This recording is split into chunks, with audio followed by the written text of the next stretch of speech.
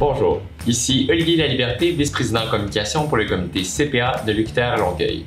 Bienvenue au podcast des Bois-Bruns. Merci à nos partenaires Mazar, Demerson Bone, Hardy Normand et Associés et EY.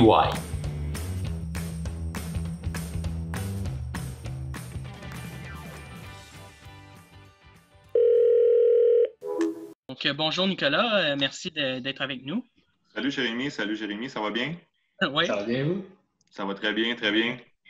Donc, comme j'avais dit, on va commencer avec une petite question choc. Est-ce qu'un fiscaliste, là, dans le fond, c'est un avocat manqué? Non, pas du tout. On va y revenir plus tard, mais moi, le fiscaliste, je vois vraiment deux tangentes très, très, très différentes. Moi, dans ma tête, il va y avoir le comptable fiscaliste, puis il va y avoir l'avocat fiscaliste qui est beaucoup plus appelé à travailler avec la loi de l'impôt et surtout des différends avec l'Agence du revenu du Canada. Il peut être amené ultimement aller en cours, alors que le comptable fiscaliste va surtout jouer avec les états financiers et la fiscalité qui vient avec le tout. Donc, je ne suis pas un avocat manqué. Si c'est ça la réponse que tu veux, c'est clair, hein? C'est bien parfait, moi j'aime ça. Excellent. Puis, à la base, si vous nous racontez un peu votre parcours, vous étiez plus porté vers la comptabilité ou le droit pour vous rendre à la fiscalité?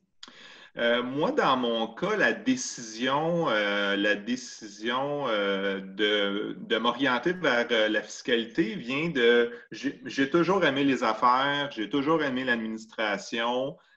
Puis, dans mon entourage, je m'étais fait dire, si tu aimes le monde des affaires, la meilleure carte d'affaires que tu peux avoir, c'est ton CPA, qui était le CA à l'époque quand j'ai débuté mon parcours. Donc, je me suis lancé dans le bac en comptabilité. Puis, suite à ça, avec les années, j'avais questionné beaucoup les gens alentour de moi. Puis, ils m'avaient dit, mais dans le bac en comptabilité, tu vas voir qu'il n'y a pas juste la comptabilité, il y a plein de spécialités qui sont possibles.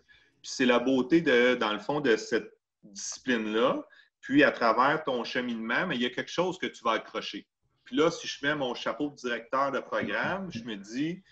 dans votre programme en comptabilité, là, il va y avoir quelque chose qui va vous accrocher. Si c'est la fiscalité, la comptabilité de gestion, la finance, l'audit, puis s'il n'y a rien qui vous accroche, mais tu n'es pas à la bonne place. Donc, moi, j'aimais un petit peu tout, j'aimais ça. Puis, donc, mon parcours allait très bien. Mais j'ai accroché un cours de fiscalité. J'ai dit, oh, ça, j'aime ça. J'avais de la facilité là-dedans. Donc, je me suis dit, tiens, donc pourquoi ne pas aller dans le volet fiscal dans le fond, de notre profession de CPA, donc qui est une spécialité en soi.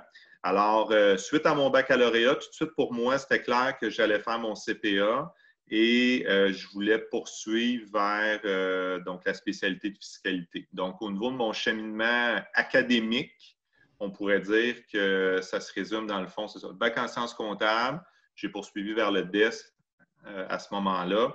Et j'ai continué par la suite vers la maîtrise en fiscalité à l'Université de Sherbrooke. Pour un petit peu suivre dans le parcours académique, est-ce que, d'après toi, le titre de CPA, c'est important pour devenir fiscaliste? Important?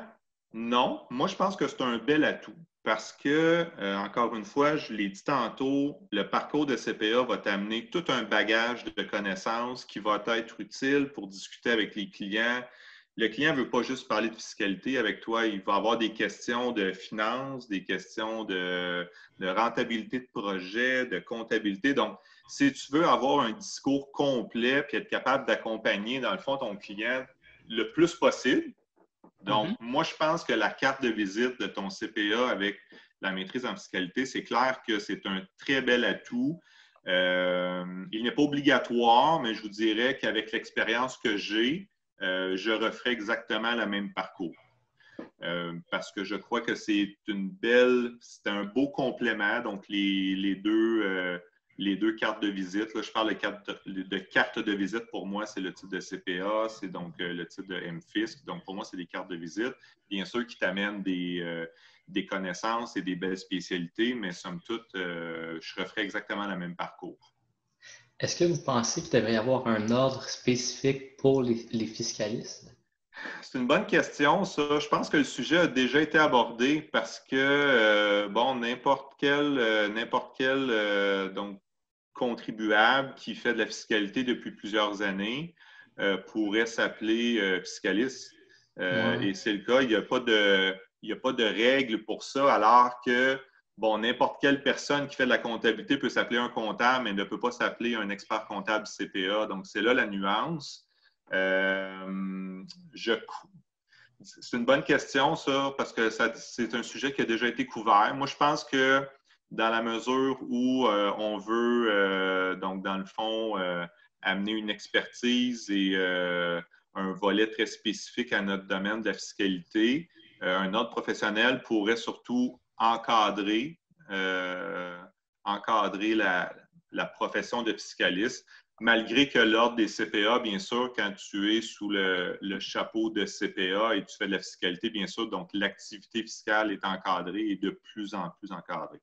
Mais j'aurais tendance à dire oui, je crois que je serais favorable à peut-être entrevoir un petit peu plus de contrôle sur la notion et la publicité de fiscaliste. Ouais. Parfait. Pourquoi tu as quitté, dans le fond, ton poste de fiscaliste pour devenir professeur? Dès mon début des études universitaires, j'ai été impliqué avec différents professeurs dans, on peut appeler donc, correction d'examen, laboratoire de problèmes, des petites séances de 3 heures avec les étudiants. J'étais moi-même étudiant finissant, puis chaque expérience me disait, c'était le fun, j'ai aimé ça. Puis un jour, je vais essayer de prendre une charge de cours parce que la plupart des professeurs ont fait quelques charges de cours pour voir si on aime ça, si c'est intéressant pour nous, puis si on est à l'aise. Parce qu'il ne faut pas être nerveux pendant 45 heures devant une salle de classe parce que la session est très longue, là. Donc, moi, j'avais pas eu la chance de prendre des charges de cours initialement pour couvrir et voir mon intérêt. Mais c'est mon collègue fiscaliste qu'on va reparler tantôt avec notre équipe de fiscalistes de fiscalité QTR. C'est Marc Bachand qui me dit, ça fait longtemps, c'est en 2004, qui me dit il y a un projet à Longueuil qui est en développement. Et j'ai fait ma maîtrise en fiscalité avec Marc Bachand. Puis il me dit prépare-toi, si tu es intéressé, dans 2-3 ans, il va y avoir un poste professeur en fiscalité qui est ouvert. C'est laissé sur la table comme ça quelque temps.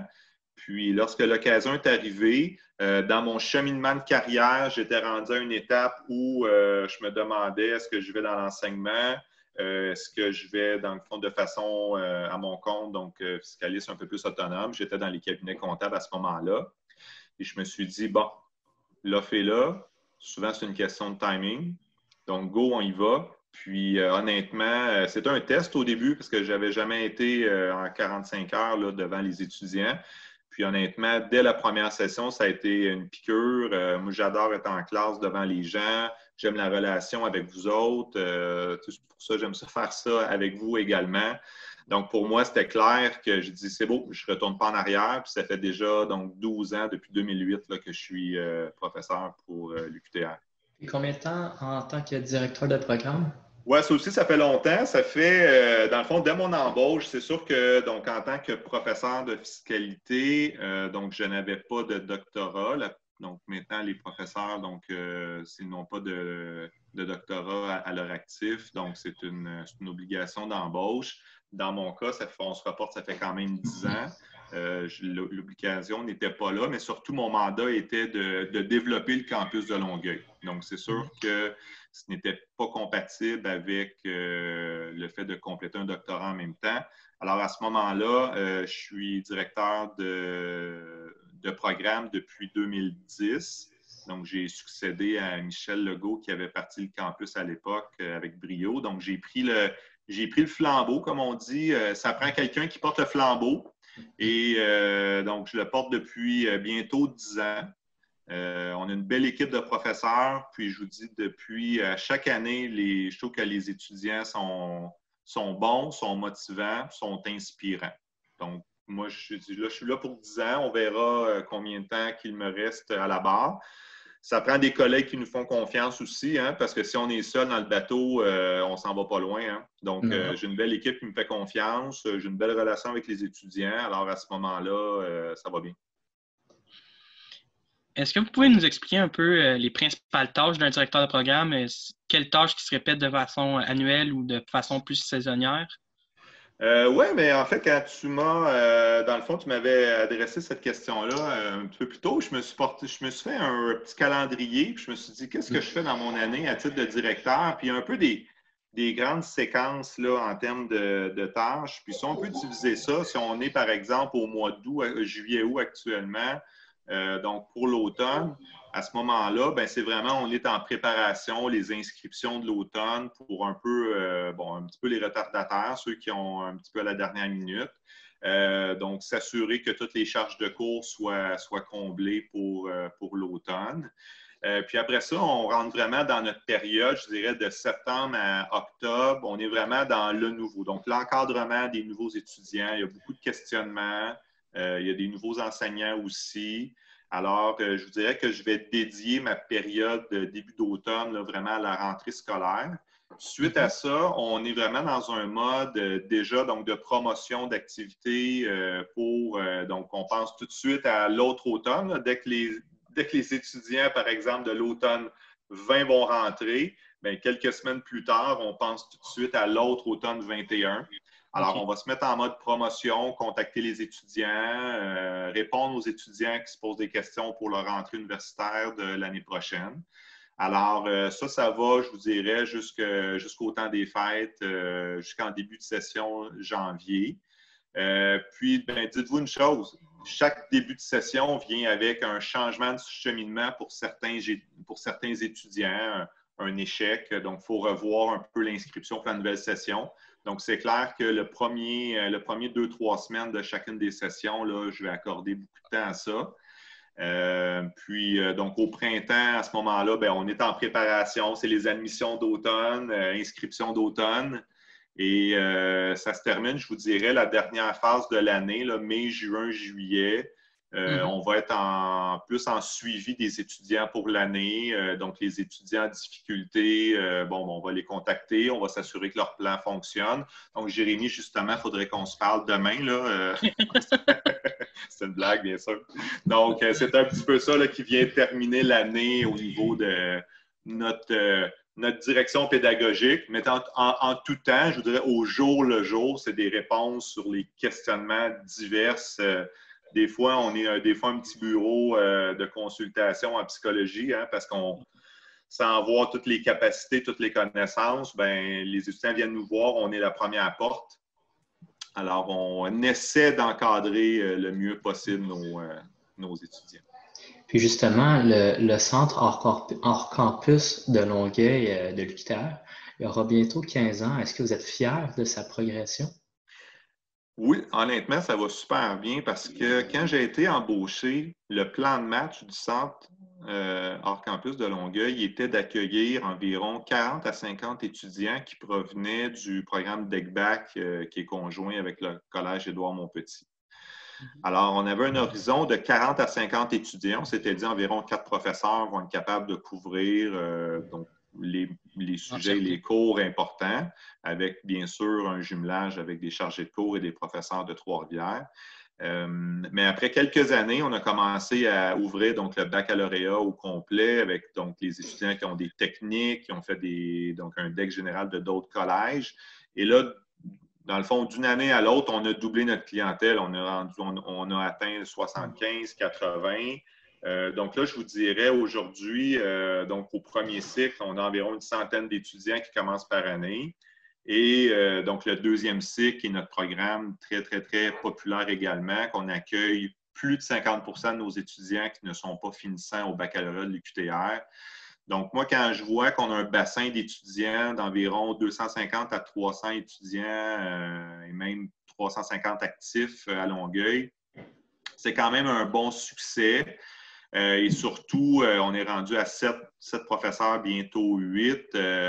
Notre équipe de professeurs est très bonne, super dynamique. Puis, on est quand même jeune. On n'est pas trop vieux encore, donc on est très connectés. Ça va super bien. Honnêtement, non, je dirais si tu me posais la question en 2008, quand tu étais embauché, là, comment tu vois le centre dans 10-12 ans, là, je serais plutôt content là, de savoir voici où on est rendu. Oui. comme Jérémy peut le partager, on sait que tu as fait le manuel de fiscalité qu'on utilise dans nos cours. Le manuel est disponible gratuitement en ligne sur le site fiscalité.uqtr. Il y a toujours un forum des questions qu'on appelle Wikifisc. Est-ce que puis qu'il y a autant des professeurs que des élèves qui vont répondre, puis les professeurs vont bonifier des fois la réponse des élèves. Vu que c'est gratuit, là, d'où ça devient cette idée-là? Tu sais, parce que c'est quand même tu sais, toi aussi, tu as travaillé dans le milieu des affaires, tu aurais pu dire je vais faire mon sideline là-dessus. D'où ça t'est venu, cette idée-là, de dire on va tout faire ça de façon gratuitement? Bon, premièrement, ce volet-là, c'est clair que c'est un travail d'équipe. Okay? Donc, Nicolas Boivin, Marc Bachand, qui étaient là avant moi, qui avaient déjà commencé à développer beaucoup de matériel. Mais l'historique de ce projet-là, c'est donc Marc Bachand et Nicolas Boivin qui avaient leur note de cours, mais leur note de cours qui était, je dirais, peut-être 75% des volumes qu'on a actuellement. C'était très complet. Moi, quand j'ai commencé, on prenait ces volumes-là, puis on demandait donc à la service d'impression de faire imprimer ces volumes-là. C'était vendu au prix coûtant là, de l'impression. On n'était pas là pour non plus faire des sous en termes de droits d'auteur, mais puis on s'est dit une année, on trouve que c'est pas mal de trouble de compter nos étudiants, puis dans le fond, d'imprimer les volumes. Et c'est en 2010 qu'on a développé la première plateforme de fiscalité QTR. Puis on a dit, initialement, c'était pour notre enseignement. C'était pour nous, c'est simplement pour nous faciliter la vie. On disait aux étudiants, autant qu'à aller chercher, tant qu'à faire imprimer le volume et aller à la coop l'acheter, allez le télécharger en ligne. Si vous voulez l'imprimer, vous l'imprimez. Sinon, il est sur votre ordinateur, puis c'est réglé. Donc, c'était vraiment par un souci d'efficacité et de simplicité. Et avec le temps, donc ça a été les premiers outils qu'on a rendus disponibles. Après ça est arrivé donc la BQI, là, qui est toute la banque de questions, qui a été développée. Ça, c'est venu pour pallier un problème qu'il y a différents volumes de disponibles qui sont excellents, mais qui sont utilisés pour la maîtrise en fiscalité. Alors, quand on a un cours d'impôt des particuliers, qui est un cours d'introduction, et je fais faire des problèmes avec le volume qui est utilisé pour la maîtrise, ça crée plus de questions que ça répond à des problèmes. Alors, moi, j'ai trouvé que ça nous causait plus de problèmes que de bienfaits pédagogiques d'avoir des problèmes comme ça. Alors, on a décidé de développer essentiellement l'entièreté des problèmes et solutions pour tous les cours de fiscalité, en fait. Et finalement, avec le temps, on s'est posé la question, qu'est-ce qu'on pourrait faire pour rendre disponible aux étudiants quand j'ai quelqu'un qui m'envoie un courriel, qui me pose une question en lien avec le volume ou une BQI? Mais c'était souvent les mêmes questions. Alors, ce n'est pas parce qu'on ne veut pas répondre à vos questions, mais lui répondre 10 fois la même question. On s'est dit comment pourrons-nous développer un outil que toutes nos réponses soient disponibles toujours. Puis je le dis toujours à mon premier cours, à la première session, je dis le mardi soir, si tu fais une question de la BQI puis tu accroches sur un élément fiscal, il y a peut-être un étudiant dans le passé qui s'est posé la même question sur la même BQI. Donc, va voir, la réponse est déjà là. Alors, je pense que c'est un bel outil qui a été développé avec le temps et qui cumule quelques milliers de questions, réponses et tout. Là. Donc, c'est plutôt complet. Alors, c'est quand même un travail d'une décennie là, de 3 professeurs, mais clairement, c'est un travail d'équipe qui a été fait là, avec mes deux collègues, là, Nicolas Boivin et Marc Bachand. Moi, j'en profite aussi. Moi, je suis votre page Facebook Fiscalité UQTR. Puis, absolument. Des fois, il y a des bonnes questions, tu sais, qu'on ne pense pas nécessairement.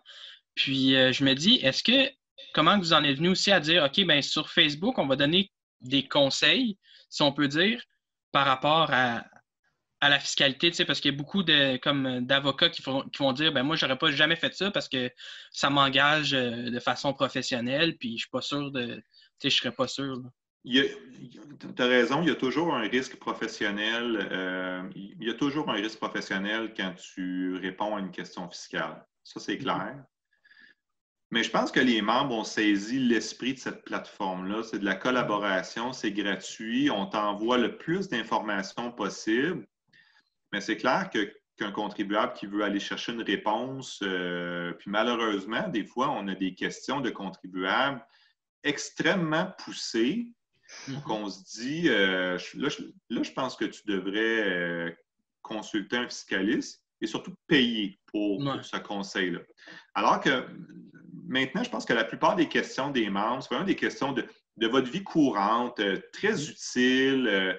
Moi, depuis, je dirais, 3 ans, je ne fais pas partie là, de la mise à jour et de l'entretien, parce que bien sûr, c'est beaucoup de travail répondre à toutes ces questions-là. Donc, j'ai laissé ma place à Nicolas Blais qui fait le travail actuellement.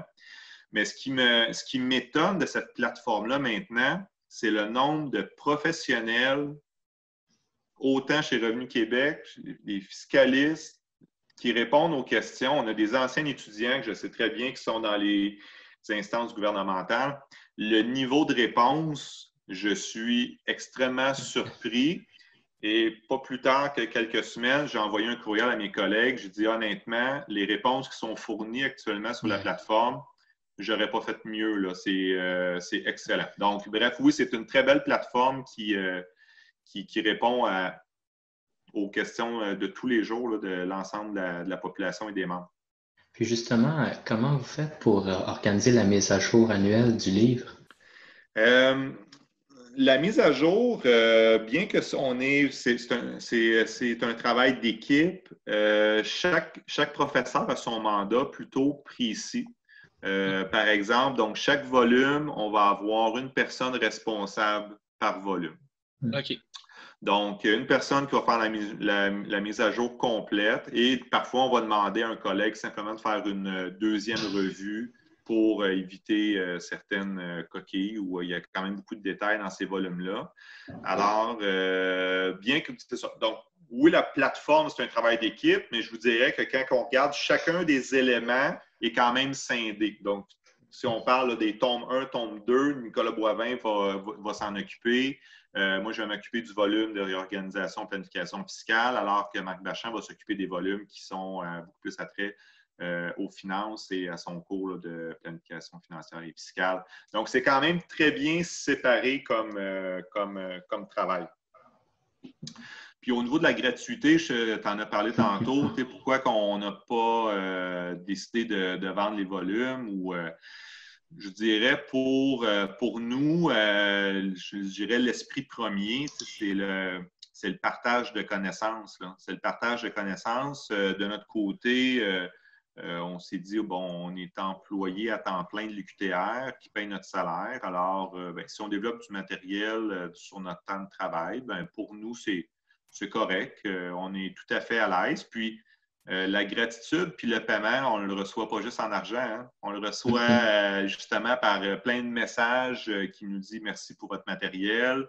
On a eu des prix dans le passé parce que, là, 10 ans, là, il y a quelques plateformes qui commencent à s'ajuster. On voit d'autres ressources éducatives libres se mettre en place. Mais je vous dirais que, là, 10 ans, sans dire qu'on était les pionniers, là, il n'y en avait pas beaucoup. Alors, c'est de cette façon-là qu'on va chercher notre paiement. C'est pas en dollars, mais c'est correct. Hein? Et vous allez vous y prendre comment pour assurer la relève de cette plateforme-là, justement? Bien, on a abordé le sujet cet hiver. Nicolas Boivin commençait à se poser la question. J'ai dit, est-ce que tu penses à ta retraite, Nicolas? Il m'a dit non. On est quand même là pour encore... Marc Bachand, ça va venir un petit peu plus tôt, là, dans les prochaines 5 années, mais nous, on est encore là pour un 10-15 ans. Mais c'est clair que ça va nous prendre une relève. On a déjà un partenariat avec Éric Bélanger, de notre université du réseau de l'UQ, qui fait la révision du volume de réorganisation et de planification fiscale avec moi. Mais c'est sûr que la gestion du volume est une chose, mais la gestion de la plateforme fiscalité QTR qui est faite par Nicolas Boivin actuellement, ça aussi, c'est tout un travail. Donc, je vous dirais que notre dossier de plan de relève n'est pas 100% finalisé.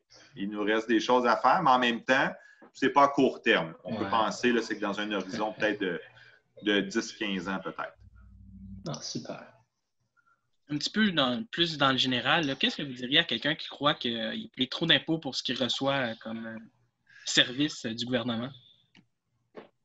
Si on s'en va dans le volet un peu plus impôt fiscal, quelqu'un qui pense qu'il ne reçoit pas assez de services pour ce qu'il paye en impôts, je lui suggérerais peut-être une petite lecture de vacances. On est dans le temps des vacances, donc une petite lecture des vacances. Un de nos collègues de l'Université de Sherbrooke, qu'on respecte beaucoup, donc Luc Godbout, a écrit un livre, donc Le Québec, est-ce que c'est le paradis pour les familles? Et on aborde dans ce volume-là, donc, le Québec a mis en place les garderies à 7 $. On a le régime de RQAP qui est donc l'assurance parentale d'une année pour la maman qui a un enfant et quelques semaines pour l'autre conjoint. Donc, on a notre régime d'assurance médicaments qui est plutôt avantageux. À ce que je peux comprendre, nos frais de scolarité ne sont pas les plus élevés en Amérique du Nord. Donc, quand on regarde tout ça, là, qui va payer pour ça? Alors, ça justifie un peu un impôt élevé. Puis, c'est un choix collectif qu'on a fait à travers les décennies de prendre des décisions comme ça. Ce n'est pas en 2019 qu'on a décidé d'augmenter les taux d'impôt puis d'offrir des services. Donc, c'est depuis des décennies, là, le Québec a décidé, voici ce qu'on fait. Donc, l'État est très présent dans les services publics. Ça se paye. Alors, j'aurais tendance à lui suggérer cette petite lecture-là là, sur le bord de sa piscine cet été. Ouais. Et puis, on aimerait connaître votre opinion sur la possibilité d'une harmonisation des politiques fiscales mondiales. OK, là, on s'en va dans l'international. Ouais, c'est un peu plus vite, mais. Ouais, là, on s'en va loin, là. Bon, je veux pas me faire un spécialiste de la fiscalité internationale et des politiques internationales. C'est clair qu'il y a une volonté. Il y a une volonté des grands pays de vouloir s'harmoniser. Il y a l'OCDE qui met en place des politiques qu'on essaie de mettre en place sur les pays qui sont, je vous dirais, les plus structurés. Le problème qu'on va avoir, c'est que ça prend quelques joueurs. Ça prend quelques joueurs qui décident de faire bande à part et d'aller avec... et c'est pas juste au niveau de l'impôt. Hein. On peut parler on parle de secret bancaire, on parle de laisser aller dans le blanchiment d'argent. On parle de, bien sûr, taux d'impôt très faible. Ça prend quelques joueurs pour défaire toute la belle volonté des grands pays, je dirais, qui vont faire partie du G20 ou donc qui sont tous membres de l'OCDE probablement. Mais donc, il est là le problème. Malgré la volonté internationale, il reste quelques joueurs qui peuvent nous causer des problèmes. Et c'est difficile d'avoir un consensus international pour les plus petits joueurs probablement parce que, bien sûr, il y a un avantage financier pour ces pays-là qui sont peut-être un petit peu qui ont des problèmes financiers, donc ils cherchent des façons d'attirer des recettes fiscales. Alors, c'est notre limite actuellement. Ça serait mon interprétation. Puis, qu'est-ce que vous en pensez je ne sais pas si vous avez déjà eu des clients qui ont déjà envisagé de structurer leur entreprise dans un autre pays afin de payer moins d'impôts. Qu'est-ce que vous en pensez de ça? Non, je n'ai pas travaillé dans des départements là, qui faisaient ce type de structure-là. Je vous dirais, il y a deux choses. Il y a des planifications qui sont faites et qui sont permises. Bon, est-ce que légalement, ça fonctionne? Est-ce que éthiquement, à ce moment-là, on veut faire ces transactions-là? Clairement, je ne me suis pas posé la question récemment, mais à mon avis, si tu exploites ton entreprise au Canada et donc les Canadiens, dans le fond, font en sorte que ton entreprise est très lucrative, je ne verrais pas pourquoi des sommes seraient déposées à l'étranger ou des revenus seraient transférés à l'étranger par quelques mécanismes qui existent et qui sont tout à fait légaux actuellement. Je ne vois pas pourquoi il y a des sommes qui se retrouveraient à l'étranger alors que ta société est canadienne et toutes tes activités sont canadiennes. Où ça devient plus difficile à contrôler, c'est lorsque tu as des activités un peu plus à l'international et on peut justifier des places d'affaires dans différents pays. Bon, là, ça devient... Je pense que là, c'est un petit peu plus difficile à contrôler, mais non, moi, je suis d'avis que les contrôles devraient être un petit peu plus sévères actuellement et je crois qu'on est capable de faire pas mal plus. OK. Avec le COVID, là, il y a eu beaucoup d'interdictions de voyager. Là, ils l'ont renouvelé aux États-Unis jusqu'au mois d'août. Est-ce que tu crois que est-ce que, dans le fond, vous croyez que ça va ralentir l'évasion fiscale?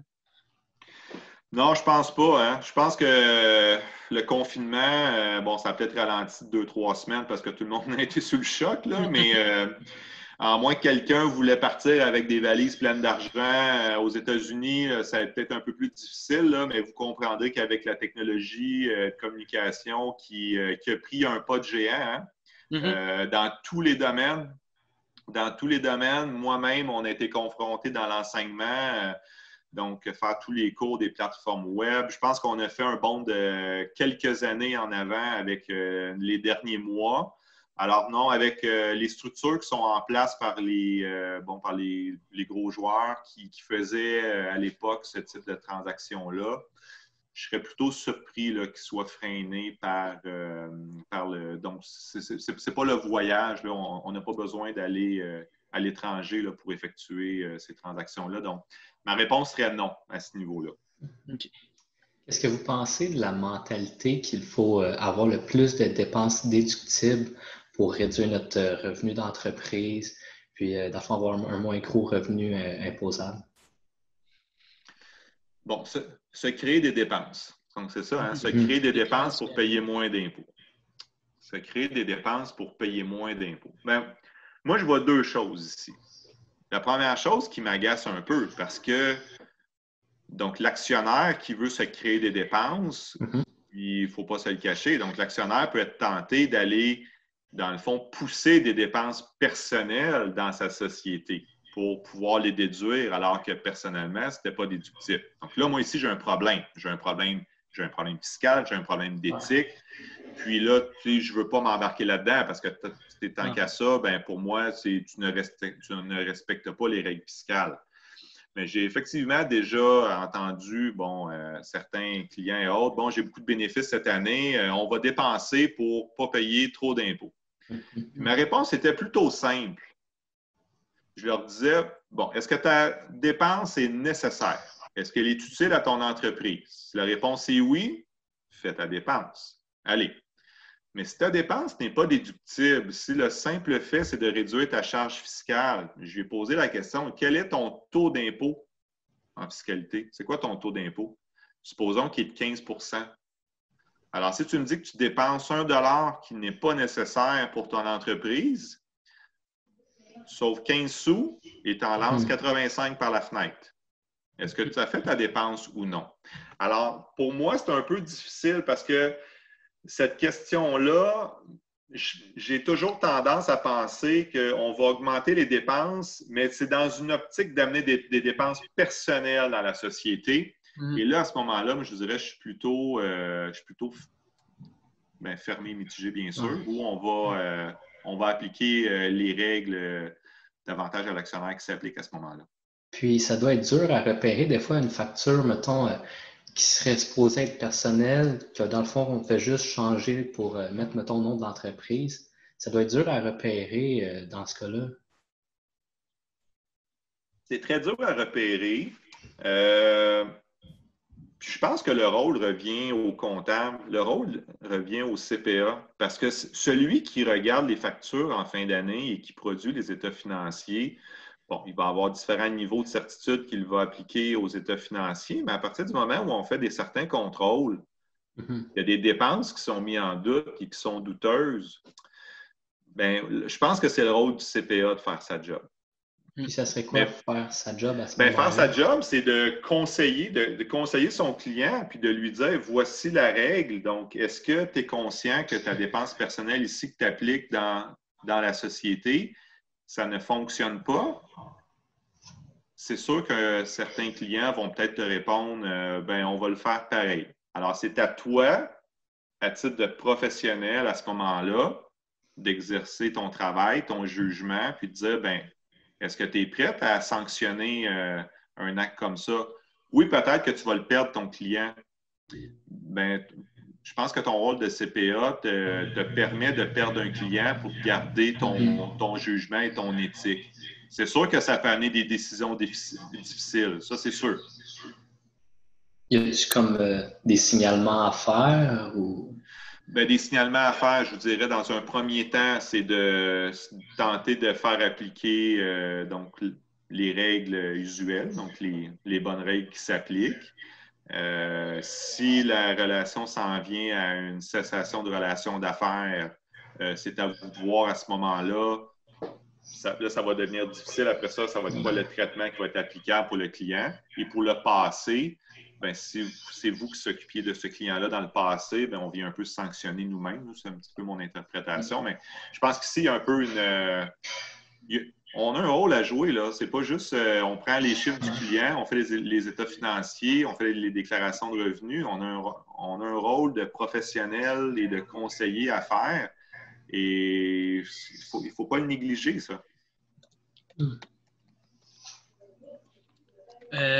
Pour poursuivre un peu dans le point que tu avais amené sur le gouvernement, qu'est-ce qu'on pouvait faire pour contrer l'évasion fiscale puis qui pourrait être faite de plus, sachant qu'avec la PCU, puis comment on pourrait contrôler le travail qui a été fait en dessous de la table, puis l'évasion fiscale, puis le non-respect des règles fiscales concernant ce dossier-là? Bien, si on parle, ce qui a été un petit peu dans l'actualité récemment, c'est beaucoup, un peu le travail au noir alors que les gens allaient chercher la PCU. Le travail au noir, c'est un fléau, c'est sûr. Là, ça fait longtemps qu'on s'y attaque. C'est très difficile de s'attaquer parce qu'il y a toujours des nouvelles structures qui sont mises en place. Mais le travail au noir, c'est pas du B2B, là. C'est pas de business à business, là. C'est d'entreprise à consommateur final. Donc, le consommateur final qui veut soit pas payer les taxes ou, l'entrepreneur qui fait affaire avec le particulier, bien sûr, qui veut tout simplement mettre le travail et les honoraires dans ses poches. Mm-hmm. Ce qu'on peut faire pour contrôler ça, je pense qu'on a commencé, on a mis en place certaines mesures. Je prends quelques exemples, OK? Dans le secteur de la restauration, il y a un contrôle, le MEV, donc le module d'enregistrement, la dernière lettre m'échappe. Donc, chaque transaction est monitorée en direct. Donc, le restaurant qui était à la base, une entreprise qui était ciblée pour donc la facturation qui n'était pas toute déclarée, mais on a mis un contrôle en place pour essayer de limiter les dégâts. Lorsque, en tant que compagnie, j'engage un particulier qui vient travailler pour moi, bien, on a un TCATA qu'on doit remettre, qui est transmis également à Revenu Canada. Les crédits d'impôt qui ont été mis en place, comme Rénovert, puis donc c'est des particuliers qui faisaient affaire avec des entrepreneurs en rénovation. Mm-hmm.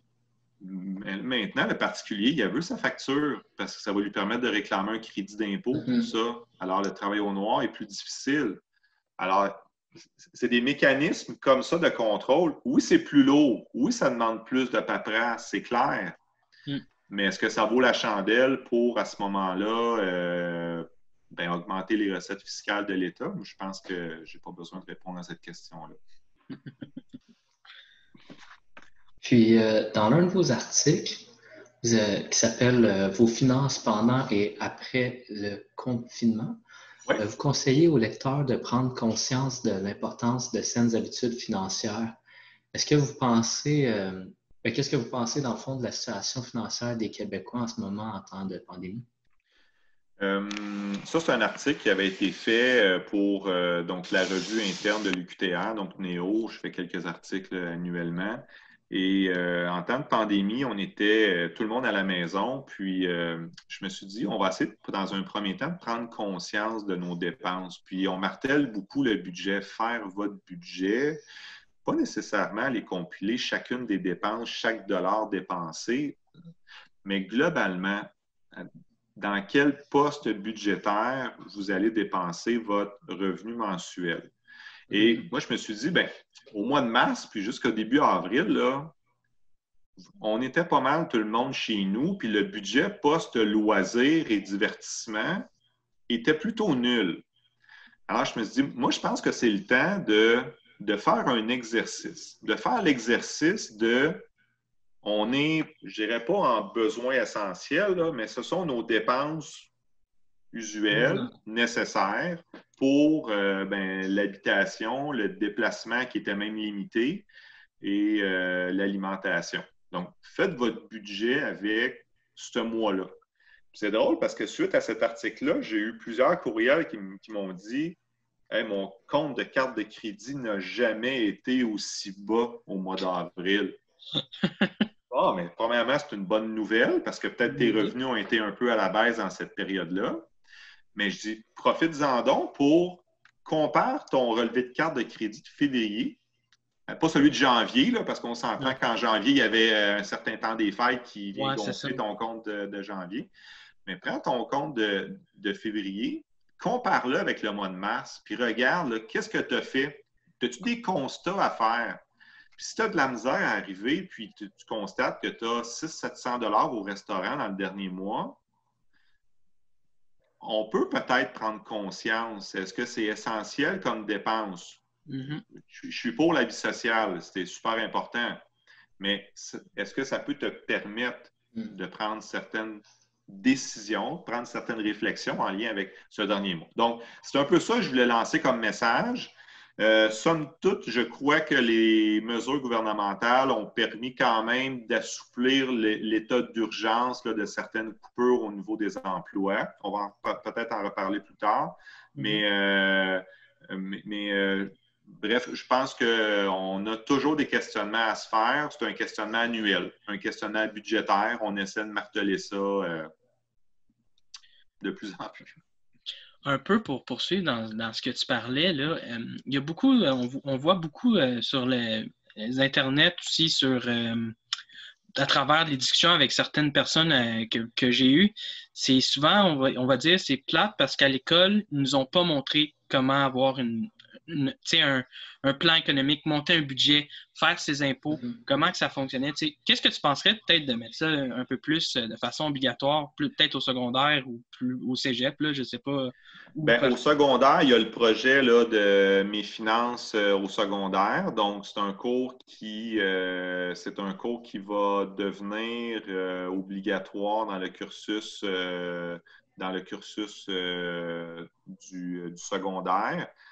Puis j'ai même participé à développer le matériel pédagogique pour les écoles secondaires, donc je sais très bien ce qui est inclus dans ce programme-là. Moi, je pense que c'est primordial de montrer aux étudiants des concepts de base en finance. Quand je parle de budget, de choix budgétaires, d'inflation, de valeur de l'argent dans le temps, d'offre et la demande, c'est des concepts très généraux, mais essentiels parce que c'est nos futurs consommateurs. C'est les futurs consommateurs qui vont avoir des payes prochainement puis qui vont avoir des décisions financières à prendre. Donc, je ne pourrais pas dire non à ça. J'ai développé beaucoup de matériel pédagogique qui sera potentiellement et qui a été utilisé, dans plusieurs écoles secondaires l'année antérieure. Espérons, on verra comment tout ça va se développer. Mais c'est sûr, il faut éduquer les gens le plus tôt possible. Puis du côté des finances publiques, comment le gouvernement fédéral pourrait assainir ses prochains budgets annuels? C'est sûr qu'en lien avec la COVID, la COVID a coûté cher. Hein? Donc, la COVID, ça a coûté très cher. On a annoncé, là, 2 semaines, là, on a sorti un déficit, là, je l'ai pris en note. Là. On parlait de finances publiques, donc on a un déficit de 340 quelques milliards. Ouais, milliards, excuse. Millions, c'est pour c'est pour la semaine du mois de mars. Donc, milliards, c'est pour l'année. Alors, le 340 millions amène notre dette nationale. On a été dans les 10 dernières années aux alentours de 700 millions, plus ou moins 700 millions. Excusez-moi encore une fois, c'est pas millions, hein, c'est milliards, hein, c'est ça. Hein? On n'est pas habitué à des gros chiffres comme ça. Donc, dans les 10 dernières années, on oscillait dans les 700 milliards. Puis là, on vient rajouter un petit montant de 340 milliards qui vient faire gonfler notre dette d'un petit peu plus que 1000 milliards. Donc, on vient de grossir de 33 % de notre dette d'un coup. Bon, comment il faut voir ça? Les intérêts vont peut-être nous aider un petit peu parce qu'ils ne seront pas à la hausse prochainement. Ils vont être peut-être à la baisse. Ils ont été, même on a vu récemment. Mais il y a différentes mesures qui vont être prises là, pour, dans le fond, pallier à ça. Est-ce qu'on parle, il y a beaucoup de discussions à l'effet de taxer les multinationales de l'informatique. On parle de peut-être augmenter les taxes à la consommation, qui est un mouvement, je dirais, qui fait beaucoup jaser et qui est très intéressant selon moi. On a parlé donc d'augmenter le taux d'imposition du gain en capital, mais selon moi, c'est plutôt mineur comme revenus qui vont être générés par cette mesure-là. Moi, je pense qu'il faut y aller sur plusieurs fronts. Il y avait à l'époque une taxe sur le capital qui a été abolie au niveau du Québec. Dans certains pays, on a l'impôt sur l'héritage, le capital décès. Je pense qu'il faut y aller sur plusieurs fronts parce qu'on ne peut pas y aller sur un front. Là, ça va être trop drastique. Mais oui, il y a des mesures là, qui doivent être mises en place pour justement pallier les différents incitatifs là, qui ont été mis en place durant la crise de la COVID. Puis, justement, est-ce que vous pensez que si on installe des mesures comme ça pourrait inciter encore plus de personnes à aller à l'étranger, à faire leurs impôts à l'étranger, dans le fond? Bien, je pense que pour le particulier, Jérémy, l'impact direct dans ses poches, mon impression, ne sera pas suffisant pour faire en sorte que le particulier va décider de s'expatrier et de changer de vie et d'aller vivre dans un autre pays. À ma connaissance, la réponse est non. C'est jamais arrivé dans le passé. Au Québec, je n'ai pas vu de mouvement massif de déplacement à l'extérieur du Québec, alors qu'on est à 53 % et quelques poussières de taux d'imposition maximum. Pour inciter un changement de comportement et un changement de vie, il faudrait peut-être s'attaquer sur un front. Là, puis là, on a une population cible qui est très ciblée par la mesure. Mais si on y va de façon globale, j'ai l'impression que sinon, ça n'enverra pas là, un signal qu'il faut aller de l'autre côté de la frontière.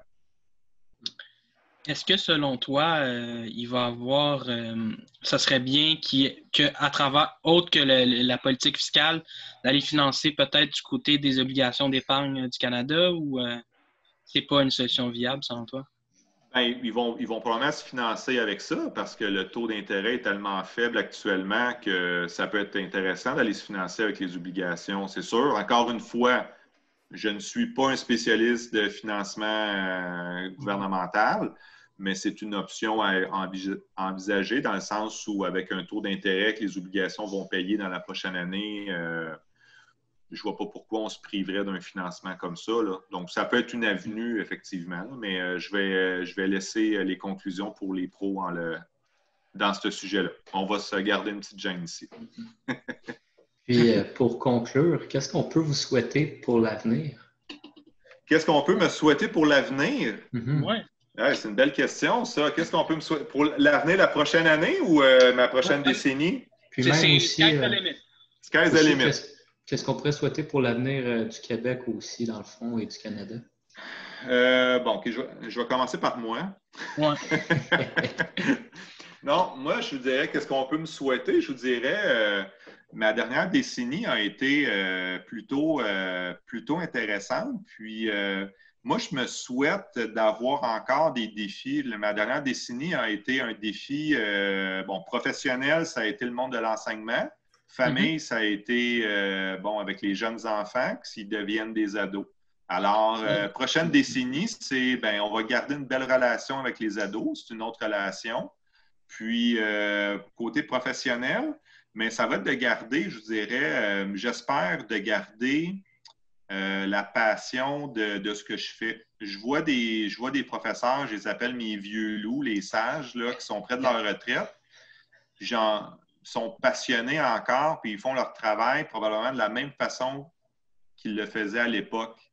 Donc, moi, j'aimerais ça pour le moment, bon, dans 10 ans, 50 quelques années, 52 ans pour être plus précis, j'aimerais ça me dire, j'ai encore du fun, c'est encore le fun de travailler. Puis, si c'est ça, mission accomplie. Puis, ben, pour le Québec et le Canada, là, je vais essayer de parler au nom de... ça va être d'éviter, ben, je pense que la crise qu'on vient de vivre, je pense que ça nous a fait faire certains constats. J'espère qu'on n'oubliera pas trop vite par quoi qu'on est passé. Ce que je crains, honnêtement, j'ai l'impression que quand on va passer à autre chose, on attend toujours le vaccin. J'ai l'impression que quand on va passer à autre chose, je crains qu'on oublie les valeurs, puis que tout le monde s'est mis en place. Là, tout le monde avait des belles valeurs en mars-avril, puis mettait en perspective leur vie de travail, qui voulaient prendre du temps à la maison, qui ont aimé ça, tout le monde a fait du pain avec Ricardo. Puis, alors, à ce moment-là, je me dis, est-ce qu'on est capable de garder ça? Ben, si je peux dire aux gens, essayez de vous prendre quelques notes de ce que vous avez fait en mars-avril, puis on va essayer de s'en rappeler l'année prochaine. Ouais. Bon, ben, on te remercie, Nicolas, dans le fond, d'avoir participé. C'était vraiment intéressant. On a pu vraiment... on a touché tellement de sujets. Oui, effectivement, c'était très large comme sujet. Moi, de mon côté, j'aimerais vous remercier et vous féliciter pour cette super belle initiative. Je suis très fier du comité CPA qui met en place des nouvelles choses. À ma connaissance, ça n'existait pas avant. Je pense que c'est nouveau, n'est-ce pas? Oui, le podcast, c'est totalement nouveau. Exact. Donc, bravo à vous. Puis, j'espère qu'on va avoir une belle année ensemble. Merci beaucoup d'avoir visionné cet épisode du podcast des Bas Bruns. N'hésitez pas à partager en grand nombre ou à laisser un commentaire. De plus, si vous êtes ou connaissez quelqu'un qui veut participer à nos podcasts, vous pouvez nous écrire à l'adresse juste ici. Merci.